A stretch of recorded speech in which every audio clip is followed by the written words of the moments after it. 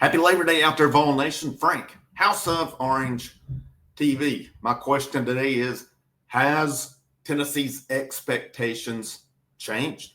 Have they adjusted? I'm going to talk about ESPN's renewed predictions for Tennessee. I want to talk about Brooks Austin, the film guy, broke down Joey Aguilar this weekend, which is a good listen. Josh Heupel just finished up his press conference not too long ago. He updated a couple of injuries. And we're just going to talk, with a couple of days now since Tennessee played, we're just going to talk a little bit overall and kind of review where we're at here. If you will, hit that like, that share, that subscribe. You can join the channel for $1 a month. And I'm getting close. I'm getting close on merchandise. I'm getting close. I've just got to clean my logo up a little bit. And I think we're close. I've got a connection on that hopefully we'll get that done and we'll get some stuff going here really soon to make it worth your while as well. But let's talk about this along the way here. The new rankings are not out yet, or at least I've not seen them. And as of right now, I just don't expect anything to change very much in Tennessee's rankings. I expect them to be kind of where they're at. Now, a couple things that is interesting, though. ESPN updated their playoff projections. They have Tennessee in at this point. They have them in. And ESPN has updated their predictions for Tennessee's schedule and have them going 10-2. And they're real close to having them going 11-1. They've got Georgia beating them, and Georgia's odds increased, according to ESPN, to beat Tennessee after this weekend. Now they've got Tennessee favored to beat Alabama. Now, we know that's on the road. We know how that goes. And they still have Florida. I think it's like 51.3% projected to beat Tennessee. So that one's close. That's almost a coin toss at this point. And they've got Tennessee projected to win the rest of the games beyond that. I think the Mississippi State game's one. There's always that sneak up game. And I wonder if that's not it on the road. But, I don't know that they're there yet, Mississippi State. But still yet, I didn't think Arkansas had any business beating Tennessee last year. And you've seen what happened as well. But looking at it after this weekend, was the offense better than expected? Absolutely. Absolutely. I thought Joey Aguilar was really good. Brooks Austin, the quarterback guy, he did about a 20-minute video on Joey Aguilar yesterday that he released, and he analyzed pretty much every throw, his reads, and he doesn't mince words about Aguilar versus Nico. I don't think he was ever a fan of Nico. And when Aguilar goes to the progressions, he's like, what do we have here? And it was numerous times on it. Now, there was some things you look back on. Was everything perfect? No, there were some overthrows. He's got to work on that. But there were numerous drops. I've seen people say Mike Matthews dropped 5 passes. Mike Matthews did not drop 5 passes yesterday or Saturday. I would maybe a couple. He didn't drop 5 passes though. There was one on the deep ball early. It might have been the first possession where Brazel got the penalty. If Matthews keeps running, he's running under that. I thought he let up on that one. Brooks Austin was pretty adamant saying Mike Matthews needs to make more plays. Said, going back to high school, he said it was the same thing. He'll drop one, then he'll make it. You can see when Matthews gets the ball in his hands, he can make things happen.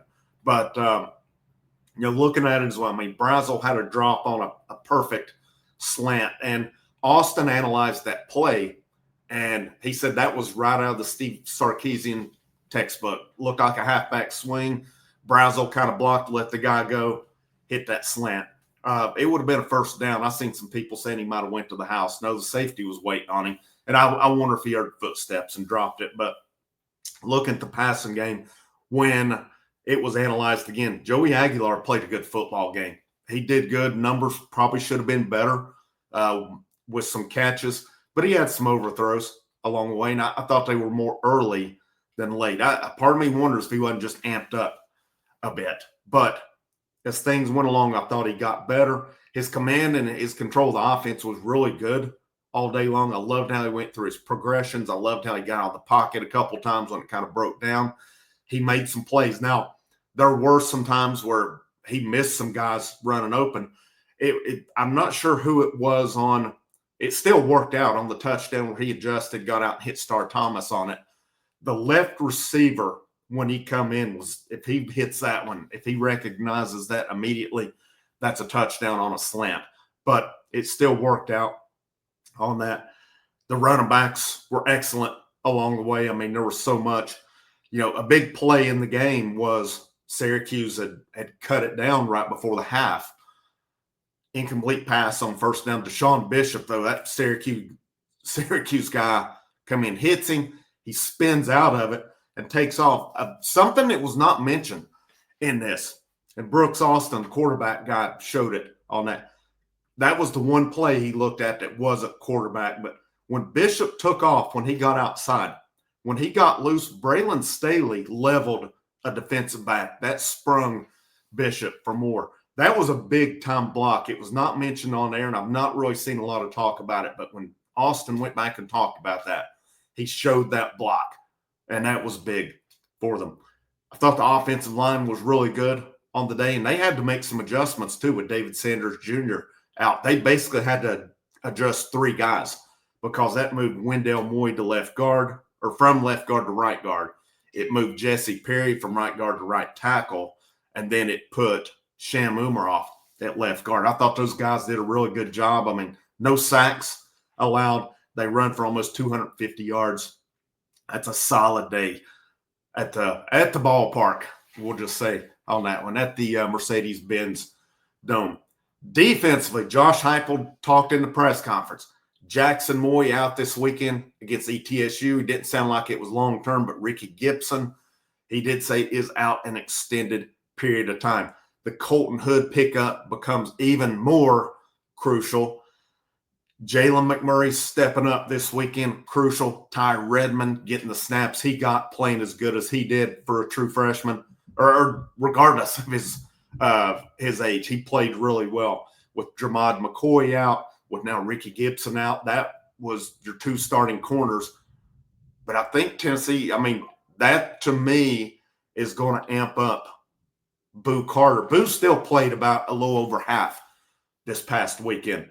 But now, how long is Ricky Gibson out? When's McCoy going to be back? That's the injury. My concern with the defense, I thought the defense made a lot of plays. They had 5 sacks. They had, 7, 8 tackles for losses. Could have had more sacks on the day because I know Boo missed the one on 4th down. The biggest thing, and Josh Heupel said it, others said, they got to get off the field. Each of Syracuse's scoring drives, they either converted a 3rd and long or they converted a 4th down on it. Tennessee has got to get off the field. This week, if anybody's banged up in the least, I don't play them. And I don't want to hear, Tennessee's going to drill ETSU this weekend. That's just the bottom line. It's going to happen. I'll come back and eat crow if they don't. It's not going to be close on it. So, yeah, this is a good week to get some of these young guys plenty of reps. A Jackson Moy, if he's beat up like he is, upper arm or upper body injury, I've not seen the specific on it. Save him for Georgia. Ricky Gibbs, I've not seen exactly what his injury is. But any guys beat up, make some adjustments this week. Try some guys out along the way. And I'd say do it on both sides. Linebackers as well with Arion Carter, T. Lander, Edwin Spillman. Get Spillman some reps and get Jordan Burns, Jaden Harmon. Get some of these guys reps in there. Your safeties, play as many safeties as possible with Farouk, with Beasley, with Turrentine. If you get, Dylan Lewis in, if you get a look at McMurray or even Boo Carter at safety, which I don't know that either one of those can. I have seen that McMurray can go corner or safety or star along the way. Utilize those with it. I think this defense is going to be all right, but my concern is the injuries on it. Injuries with David Hobbs out, with now Jackson Moy out. They had some others, and, I don't know the extent of them, but, the good thing is a Dominic Bailey can move inside. Can a Tyree West move inside? I was surprised he only got like 14 snaps this weekend. One thing I wonder, too, they got Josh Shell through the transfer portal, defensive tackle. He didn't see a snap this weekend. And I kind of thought he might be in the rotation, but the fact that he wasn't does not, if he's already being passed up by freshmen, that's not a good sign for him along the way. But if you can get those defensive tackles, because I thought once those injuries started piling up, Syracuse was running the ball on them. The numbers look better. I mean, the sacks account for rushing yardage, but I mean, Syracuse without the sacks were, still respectable for Tennessee, 3.6, 3.7, but that's cool. If you run at that amount of yards per carry, you're going to keep moving the chains. Also, I think they'll be better in that regard. I think the linebackers did some good things. I think there were some things to improve on. I thought Colton Hood and Tyre Redmond and Jalen McMurray were excellent on Saturday. I thought Farouk was good. So I'm not overly concerned. I thought Joshua Josephs was really good in there. Jordan Ross showed up at one point. There were, Tyree Weathersby showed up some. So I think we're good in that regard. It's just going to be a matter of continuing to grow. And my big concern is the injuries. We can't afford just a ton of injuries. It is a team with depth, but, there's a lot of unproven depth on here as well. This is a good week to get them plenty of time on it. Play these guys. I would keep Dominic Bailey and Bryson Easton. I'll be honest, I would keep their snaps low this week. Probably not even 20 snaps. Get them in, let them do their thing, get them out. Let them heal, any healing they need to do, get some of these young guys in. But, the kicking game, I thought, Max Gilbert hit. I thought Jackson Ross was good on the punt. Jackson Ross punted one that hit the dude's towel, and pretty positive it hit his leg. But for some reason, we do a replay, and we can't see either one of those on it.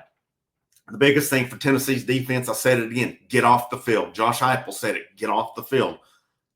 3rd and longs, 4th downs. We've got to find a play. Do we need to bring the house? When they brought it against Steve Angeli, he had trouble with it. I know you don't want to bring the house every single time either, is the thing about it. I'm pretty pleased, though, with what we saw this past weekend. Was it going to be perfect? No, absolutely not. But I think you got to feel pretty good about it. If you look around at the rest of the SEC it played, Alabama, I know it was Alabama was supposed to beat Florida State. Alabama didn't look good. I watched South Carolina, Virginia Tech yesterday. Now, South Carolina, granted, should have had another touchdown. I hate the rule that a dude has to go all the way. The one guy for South Carolina catches the touchdown. He gets both feet down, and then he goes out of bounds still with possession. And while he's going down, the play's over because he's already stepped out with the ball, yet they say he didn't control it. They've got to fix that, man. That's a joke. That was a catch. That was a total catch. But anyway, I wasn't that impressed with South Carolina. I know Tennessee doesn't play them, but they're still in the conference. Others, it's hard to tell because some of them, it'll be like with Tennessee and Georgia both this week. Tennessee's got ETSU, Georgia's got Austin Peay. You're not going to learn a lot about either team this week unless they just, don't show up. And it's some kind of a nail biter, which I don't foresee. Both teams should be 2-0 next week. I wonder if game day will be in town for that. I've not seen what else is on the slate, or I've not looked at it, so we'll see. But I think you got to feel pretty good about it. Have the expectations adjusted. No, I said 10. I said 11-3, 10-2, regular 1-1 in the playoffs. I'm sticking by that right now. I think the improved quarterback play. We'll learn a lot more against Georgia, or not, but it's definitely a step up from what it's been. There's no doubt on that one. You guys enjoy the rest of your day. This is Frank. There's no Monday night show tonight. Labor Day cookout barbecue. I'm going to go to one of those. So with it being the holiday, we'll just take the night off. Be back next week, Georgia week, to talk that as well. Frank, House of Orange. You guys have a great rest of your day. And I'll see you when I see you.